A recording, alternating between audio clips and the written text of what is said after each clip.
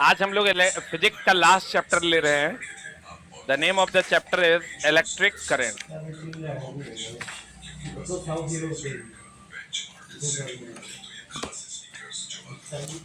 कल हम लोगों ने लाइट पढ़ा था।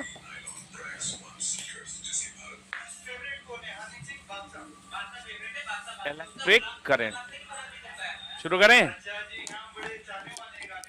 आज हम लोग पढ़ने वाले हैं इलेक्ट्रिक करंट। निकाल लिए?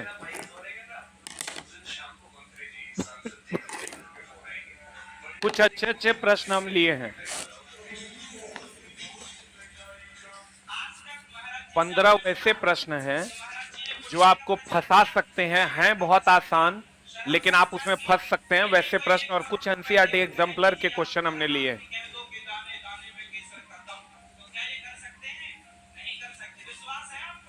पहला क्वेश्चन जो आपका है,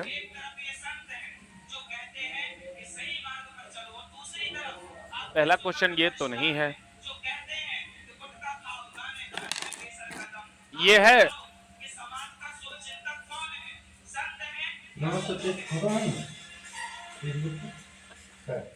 हाँ ठीक तो है, ये 2 नंबर है ना, 1 नंबर नहीं है। कोई बात नहीं, 1 नंबर आपके पास है ना। 1 नंबर क्वेश्चन भी हम बता देते हैं। फ्यूज की बात कर रहा है क्वेश्चन। आपके पास 1 नंबर क्वेश्चन है ना। फ्यूज के बारे में बात कर रहे हैं कि फ्यूज क्या है। फ्यूज सीसा और टीन का क्या है, मिश्रण। इसका गलनांक क्या होता है?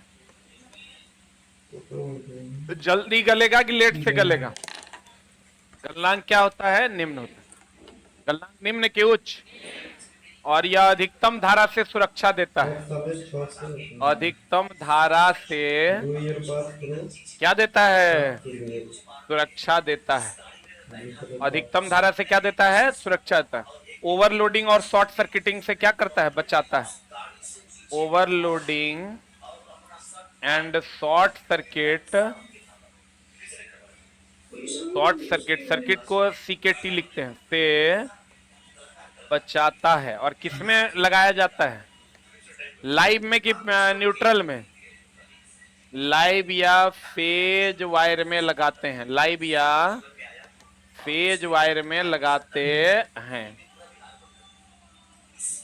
लाइव या फेज वायर में लगाते हैं। जल्दी लिख।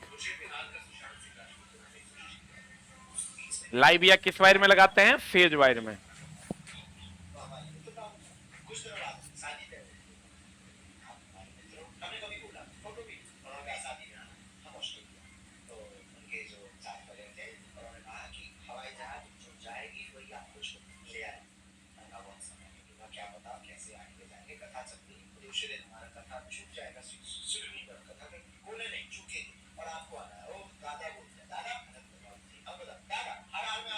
लाइव या किस में लगाते हैं? फेज वायर में।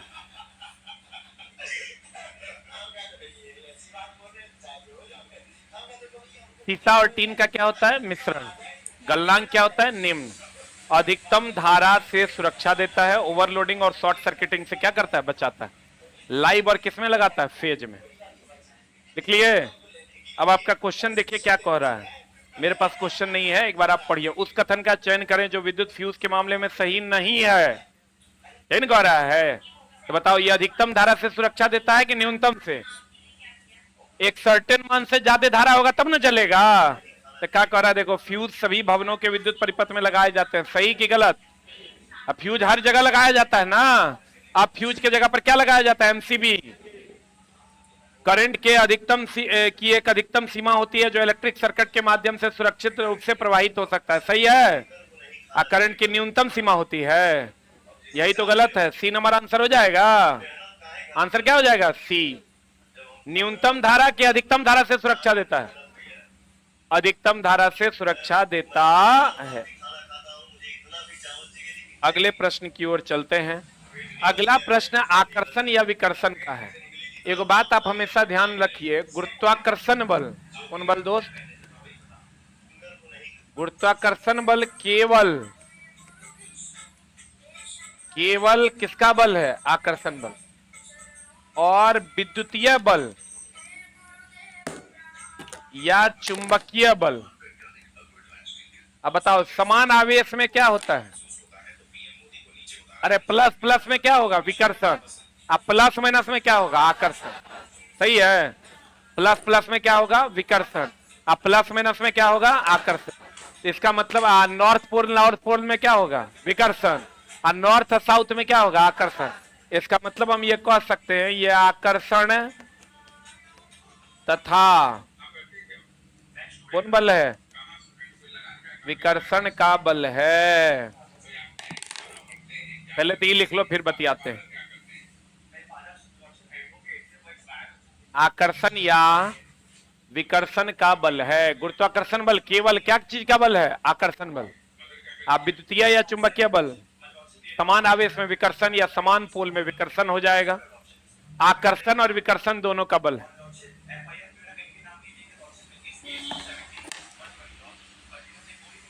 लिखे? हो गया?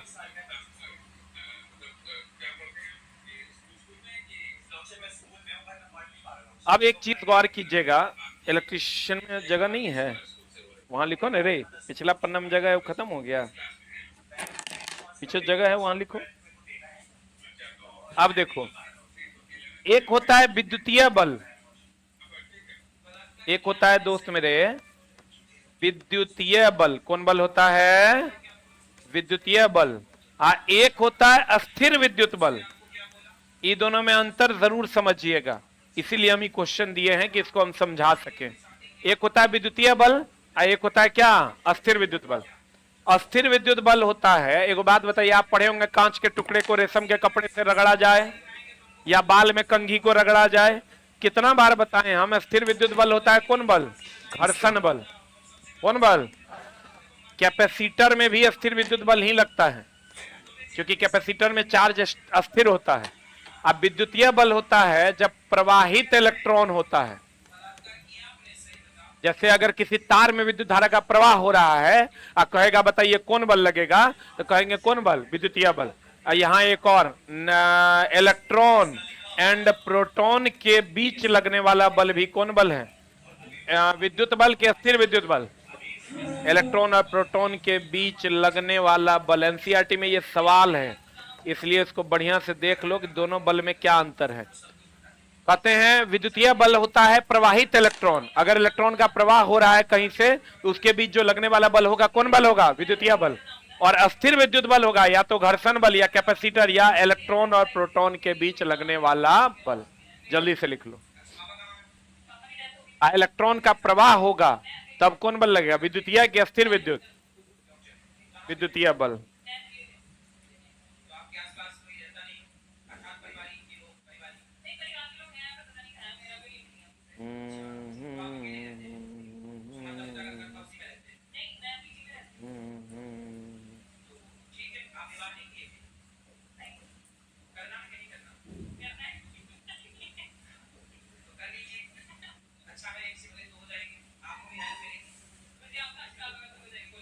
हो गया?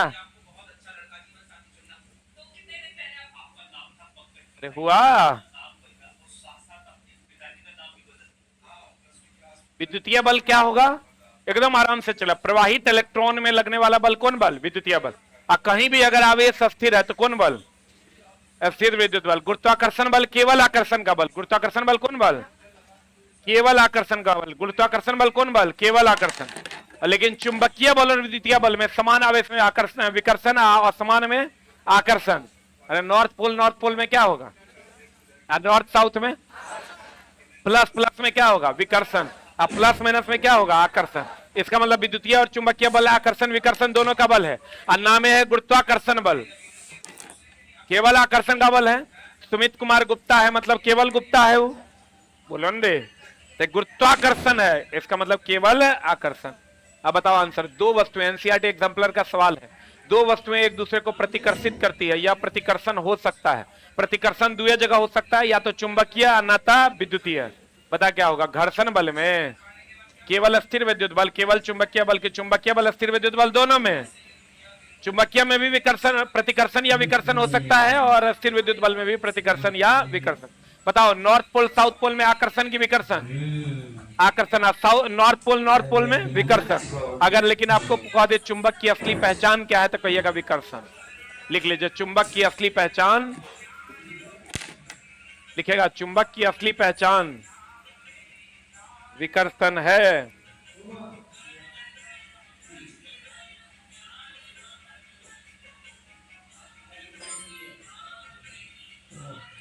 चुंबक की असली पहचान क्या है? विकर्षण है। बताओ चला, घर्षण बल को हम क्षयकारी बल कहते हैं। घर्षण बल को कौन बल कहते हैं? क्षयकारी। सही है। अच्छा बताओ, संपर्क बल भी कह सकते हैं क्या? क्योंकि संपर्क में रह के ये बल लगता है, दो सतह आपस में संपर्क में रहेगा तब लगेगा। और आकर्षण और विकर्षण दोनों का बल कहेगा तो विद्युतीय और चुंबकीय दोनों हो जाएगा। पढ़ें अगला प्रश्न, गौर फरमाइएगा। ये हमेशा ध्यान रखिएगा। चला, इस टाइप के ग्राफ में, इस टाइप का एनसीईआरटी में तीन गो क्वेश्चन दिया हुआ है। आप खाली ध्यान रखिएगा कि मान लीजिए ये ग्राफ ए है, ये ग्राफ बी है और ये ग्राफ क्या है? सी।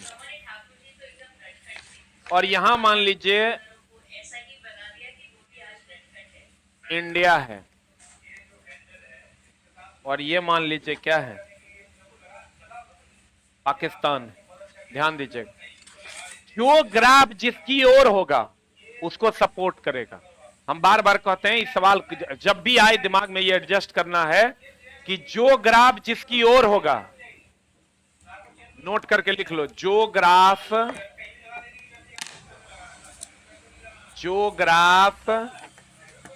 जिसकी ओर होगा उसको सपोर्ट करेगा। जो ग्राफ जिसकी ओर होगा उसको क्या करेगा? सपोर्ट करेगा। जो ग्राफ जिसकी ओर होगा उसको क्या करेगा दोस्त मेरे? सपोर्ट करेगा। अब बताओ हमको, एक किसको सपोर्ट करेगा, इंडिया को कि पाकिस्तान को? इसका मतलब पाकिस्तान का विरोध करेगा, मतलब इसको नुकसान पहुंचाएगा। और सी जो है वो पाकिस्तान का सपोर्ट करेगा और इंडिया का क्या करेगा? विरोध करेगा। बोलो डाउट है?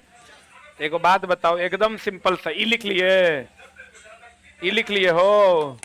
अब एक बात बताइए कि अगर आपको ये दे दे, ये दूरी है और ये समय है, दूरी बटा समय चाल ना होता है। आपको दे दे ये ए है, ये बी है, ये सी है, आपको कह दे बताइए चाल जो है किसका ज्यादा किसका कमी? ग्राफ है एनसीईआरटी एग्जाम्पलर। एक बात बताओ, ए किसको सपोर्ट करेगा?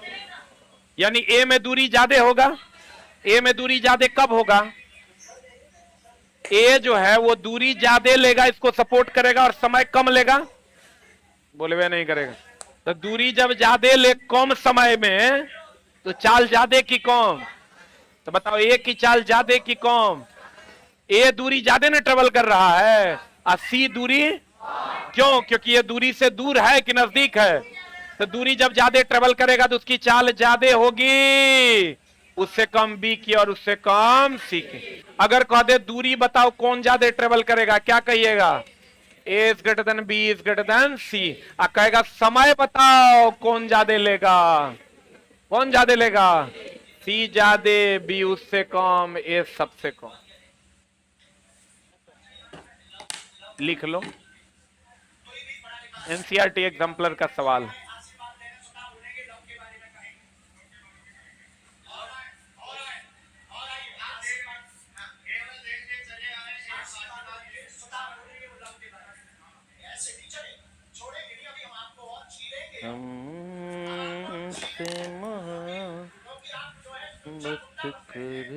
समझ में आया कि नहीं आया?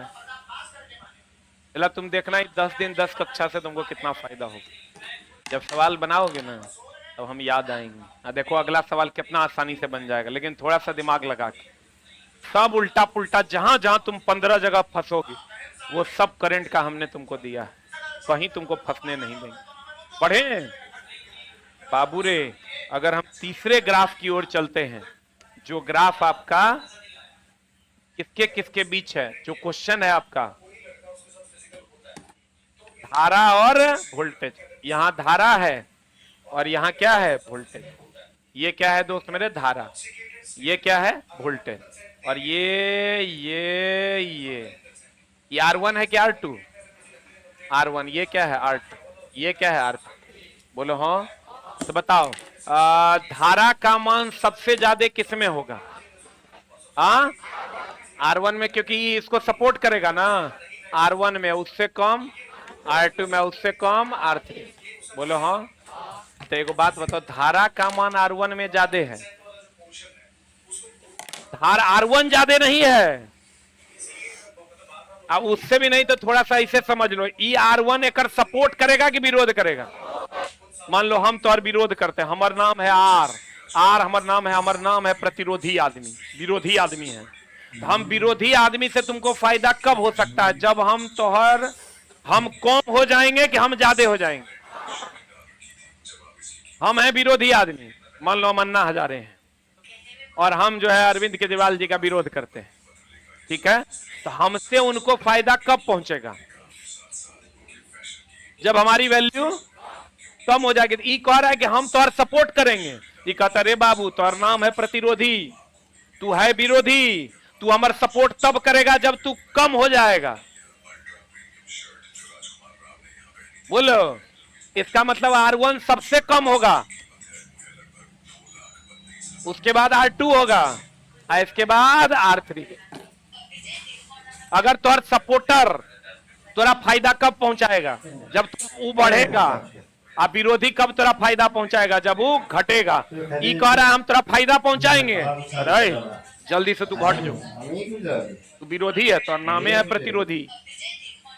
बुझा रहा है कि नहीं बुझा रहा है, बुझा रहा है पक्का। वही अगर इस ग्राफ में आप चलते, इस ग्राफ में अगर आप चलते तो यहां क्या होता, ये दूरी है, ये समय है, तो भैया दूरी और वेग में बताओ सपोर्टिव नेचर है कि विरोधी नेचर है। जितना ज्यादा वेग उतना ज्यादा दूरी, जितना सपोर्टर बढ़ेगा उतना नेता बढ़ेगा, तो सपोर्टिव नेचर है, यानी ई जो है ए का मान क्या हो जाएगा, ज्यादा हो जाएगा, क्योंकि भैया एकर मान ज्यादा होगा तब ना नेताजी का मान ज्यादा होगा।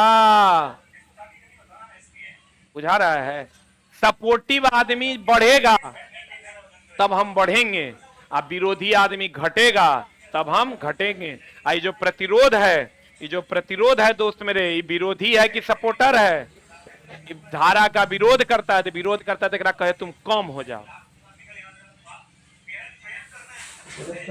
बुझाता रहो, लिखो,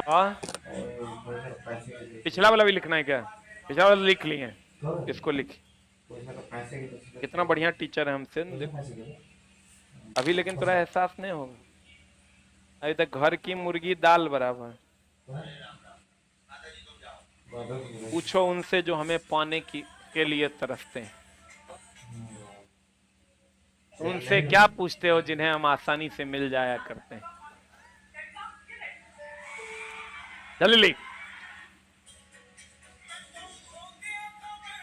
हाँ जल्दी लिखना रे,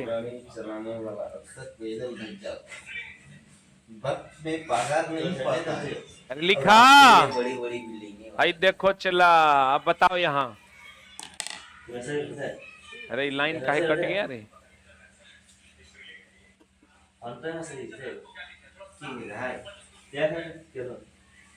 एक मिनट चला, लाइन कट गलो रे, क्या हुआ है रे, लाइन कट गया जनरेटर,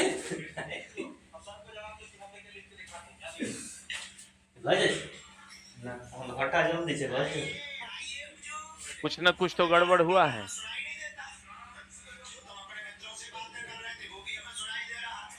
इतना देर तक तो मामला नहीं गड़बड़ाता था। हेलो हेलो हेलो, अरे लाइन भाई आ जाओ। R1 करंट, करंट का नाम लिए देखो आ गया करंट ना, R1 का मान कम की ज्यादा, और उससे कम, सबसे कम, और कौन हो जाएगा आंसर, हाँ P फॉर कैट, R1 सबसे कम, R2 R3। अगला प्रश्न, ओम चचा का नियम, किसका नियम चला? ओम का नियम। देखो हम हर वो बात तुमको बता रहे हैं चला जहां तुम फंस जाओगे। ओम का नियम कहता है voltage is directly proportional to current, लेकिन ये ध्यान रखना नियत ताप पर। किस पर चला? और यहां से भी बराबर आई और समानुपाती का चिन्ह हटाएंगे तो कहा जाएगा कांस्टेंट। एक तो ये बात, और दूसरा ओम के नियम का ग्राफ होता है ऐसा। तीसरा पॉइंट, यह अर्धचालक और विद्युत अपघट्य पर लागू नहीं होता है। अर्धचालक तथा विद्युत अपघट्य पर ओम का नियम लागू, अपघट्य पर, विद्युत अपघट्य पर ओम का नियम लागू नहीं होता। जल्दी लिख।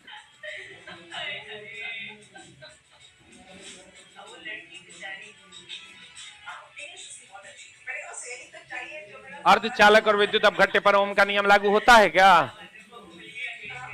नहीं होता है। ओम का नियम कहता है भी समानुपाती होगा आई के। कब? जब ताप क्या रहेगा? नियत।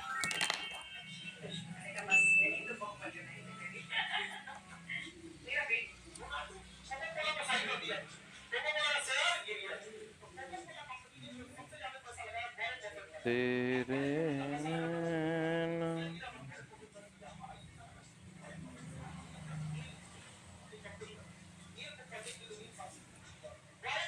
हो गया।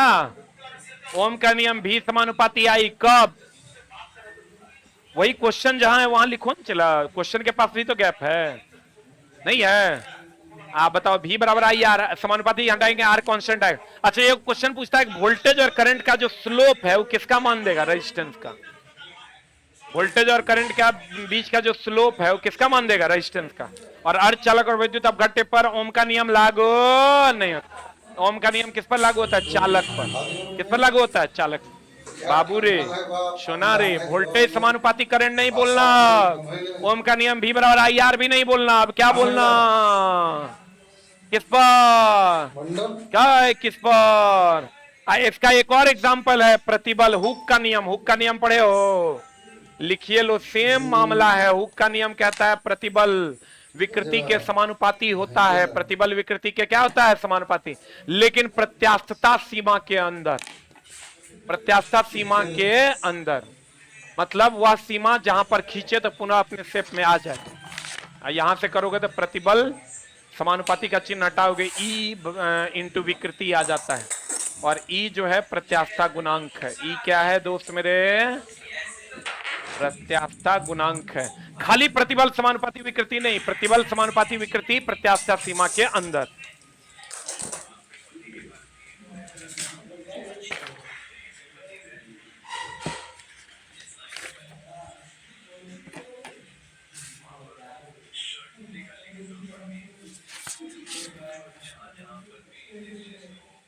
हो गया?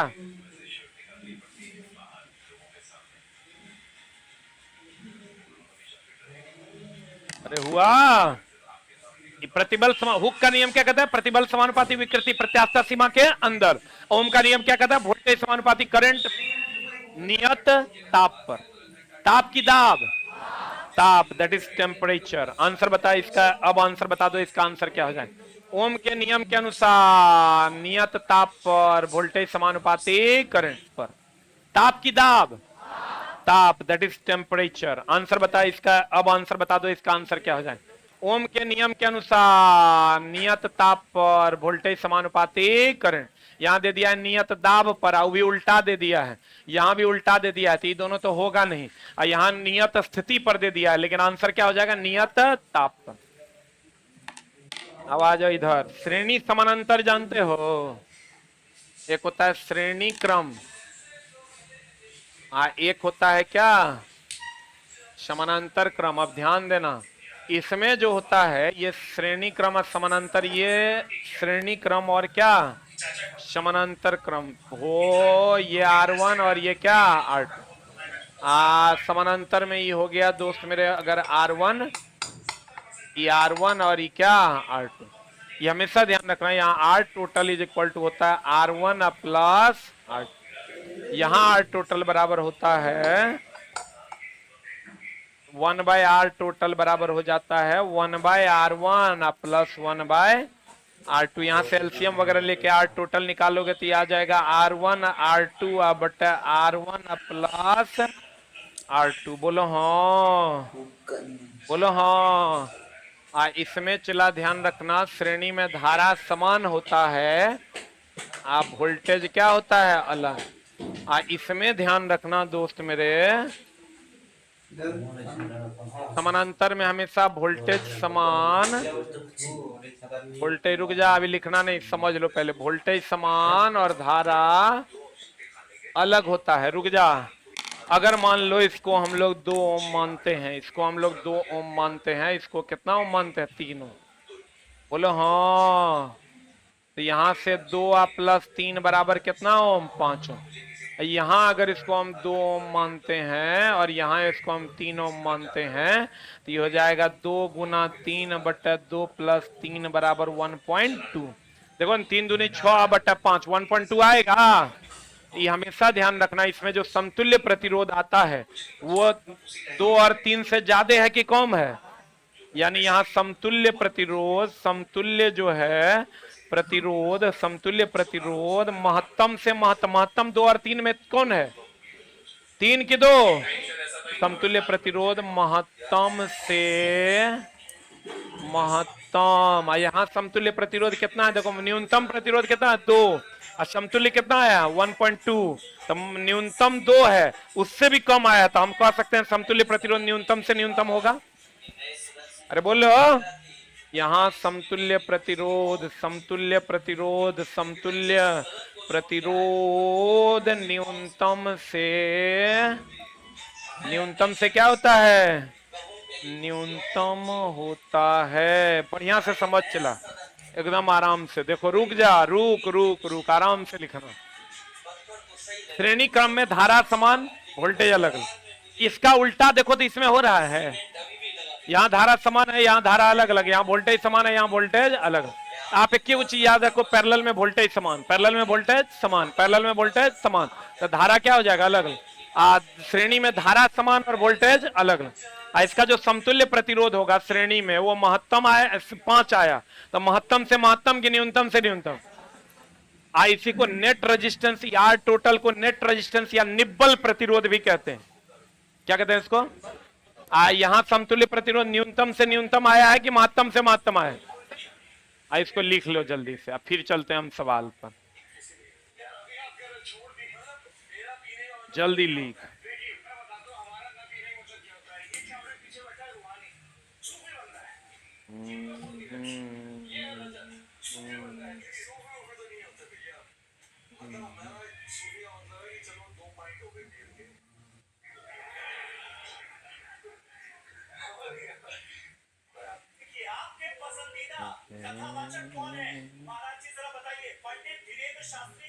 पीडीएफ कहाँ मिलेगा, सामने जो टेलीग्राम का लिंक है उसमें मिल जाएगा।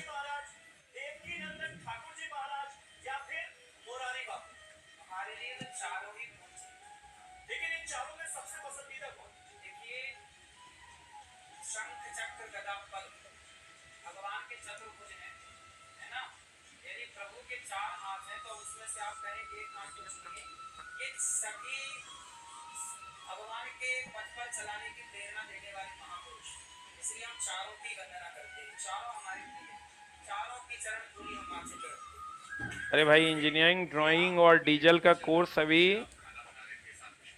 हम भी पढ़ाएंगे आपको, एकदम टेंशन न लें। अभी जो टीचर का अपलोड हुआ है वो आपको दिए हैं तत्काल के लिए, उसको हम भी पढ़ाएंगे। हो गया, अरे हुआ,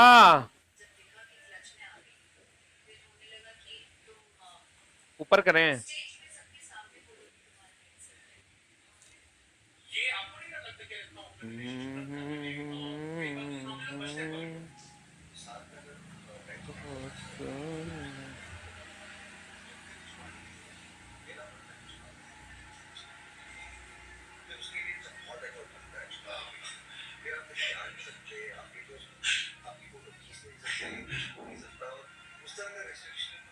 हो गया,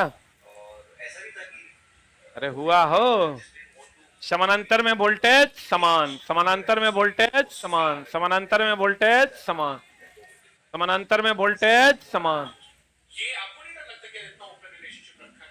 पढ़े?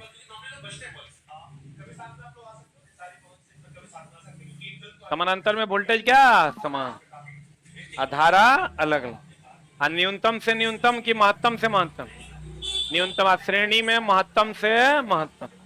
पढ़े? अब बताओ चला आंसर। समानांतर परिपथ के संबंध में निम्नलिखित में से कौन सा कथन सत्य है? समानांतर कौन सा, ए की बी की सी की डी? सही चुन रहा है, डी नंबर। समानांतर परिपथ में निब्बल प्रतिरोध अलग अलग प्रतिरोधों के योग से हमेशा, सही है, कम होता है ना समानांतर में। अब बताओ, कहते हैं उत्पन्न ऊष्मा, H का मान जानते हो आप? H का फॉर्मूला क्या होता है? आई स्क्वायर आर टी, या V square by R into T, या वी आई टी, या P इंटू टी। P क्या है रे? पावर। V क्या है? वोल्टेज। I क्या है? करंट। T क्या है? समय। R क्या है? प्रतिरोध। अब बताओ क्या दिया है? 100 ओम के एक प्रतिरोध, R का मान दे दिया। यहाँ 15 मिनट दिया है, इसीलिए इस सवाल दिए। ये जो फॉर्मूला यहाँ लगेगा तो सेकंड में ना बदलना होगा, तो कितना से गुना करना होगा? 60 से। आई 5 एम्पियर आई दे दिया है, तो आई आर टी दे दिया है, प्रवाहित ऊष्मा मांग रहा था। पहला वाला फॉर्मूला लगा दें, आई स्क्वायर आर इंटू टी। तो आई स्क्वायर कितना? अरे आई स्क्वायर 5 का स्क्वायर, इंटू आर, आर का मान कितना? 100, इंटू टाइम का मान 15 की 15 गुना 60, 15 गुना 60।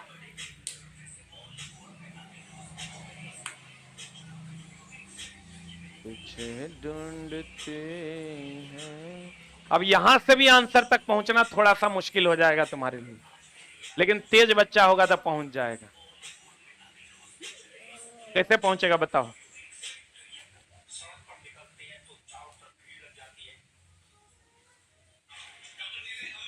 बताओ जल्दी से।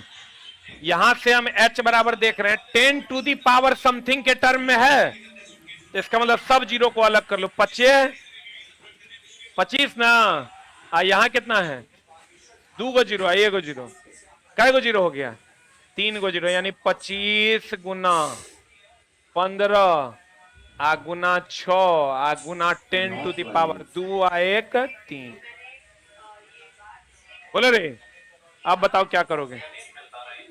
25 छक्के कितना?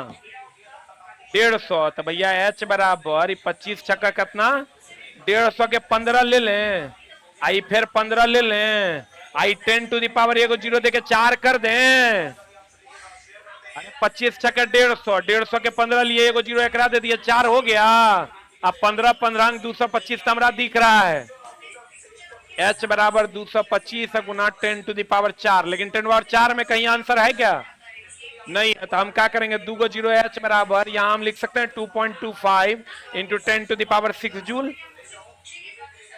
अरे बोलो, आंसर बनाना पड़ेगा। वो जो सोचोगे हम गुना करके आंसर मार देंगे, मामला हो जाएगा गड़बड़। 2 गो पॉइंट इधर दिए हैं, तो 2 गो जीरो एक बढ़ा देगा, 4 और 2 कितना हो जाएगा? 6। है ना बढ़िया क्वेश्चन?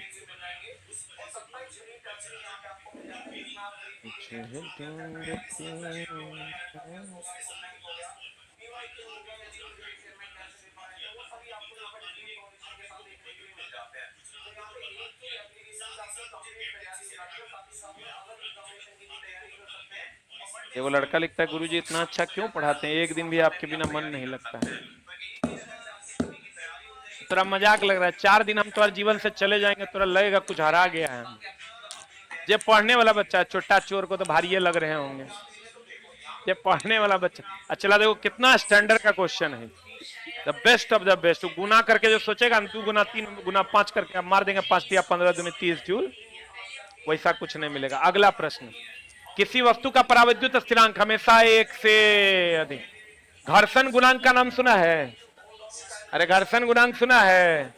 अरे बोलो ना रे। घर्षण गुणांक जो है, देखो हम कुछ कुछ स्थिरांक आपको बताते हैं। घर्षण गुणांक ये हमेशा 0 से बड़ा और 1 से क्या होता है? छोटा।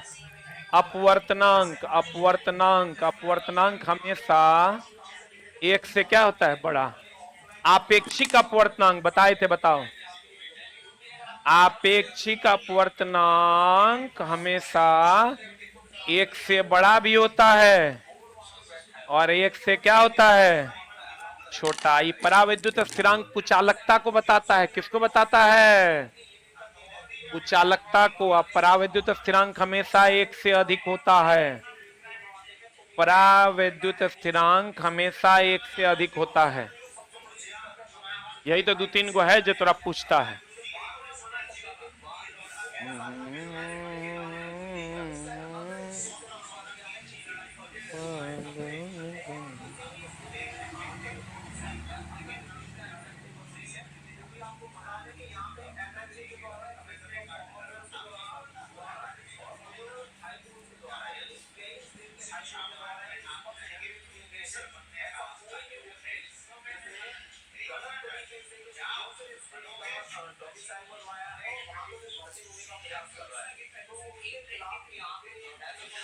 हो गया? अरे हुआ रे। आंसर क्या मारोगे? अरे परावैद्युत स्थिरांक का मान एक से क्या होता है, अधिक। अब परावैद्युत स्थिरांक किस पर निर्भर करता है? कुचालकता पे। यानी कुचालकता जितना ज्यादा होगा परावैद्युत स्थिरांक उतना ज्यादा हो। अगला कौन बीच में सर कर रहा है? नहीं लिख पाया क्या? आज चुटक कितना स्लो लिखता है रे दूल्हा बाबू। पढ़े। And the next one is, दो प्रतिरोध R1 R2 विद्युतीय स्रोत से समानांतर में जुड़े हैं। कैसे जुड़े हुए हैं? आई देखो, एगो प्रतिरोध R1 है, एगो प्रतिरोध क्या है, R2 है। समानांतर में मान लो कोई स्रोत है, एक से जुड़ल है, एक बैटरी है उससे जुड़ल है। R1 का मान R2 का 4 गुना है। अगर R1 का मान R2 का अगर x है तो कितना गुना है? R1 का मान R2 का कितना है? तो ये अगर x होगा तो कितना गुना होगा? 4x। R1 कितनी विद्युत धारा प्रवाहित होगी? तो R1 का प्रतिरोध ज्यादा है कि कम? आप प्रतिरोध ज्यादा तो धारा कम। तो 4 गुना प्रतिरोध ज्यादा है, 1/4 धारा कम हो जाएगा। क्योंकि भैया I बराबर V बटा R, यहाँ R के जगह 4R दे दोगे, 4 गुना कर दोगे तो भैया ये भी ना 1/4 हो जाएगा। और देखो, नहीं समझ में आ रहा है क्या? प्रतिरोध ज्यादा तो धारा कम, प्रतिरोध दुगुना तो धारा आधा, प्रतिरोध 8 गुना धारा 1/8। बोलो। तब प्रतिरोध कह रहा है कि यदि R1 R2 R1 का मान R2 से 4 गुना है, ये R1 का जो मान है इससे 4 गुना है, तो ये x है तो कितना गुना? 4x। तो भैया अगर प्रतिरोध तो कह रहा है R1 कितना विद्युत धारा, R1 कहेगा तो ये 1/4 हो जाएगा कि नहीं हो जाएगा? क्योंकि 4 गुना प्रतिरोध तो 1/4 धारा, 4 गुना प्रतिरोध तो 1/4 धारा। आंसर बताओ क्या हो जाएगा? आए रे, मार दें आंसर, है ना? Smart question. अगला प्रश्न,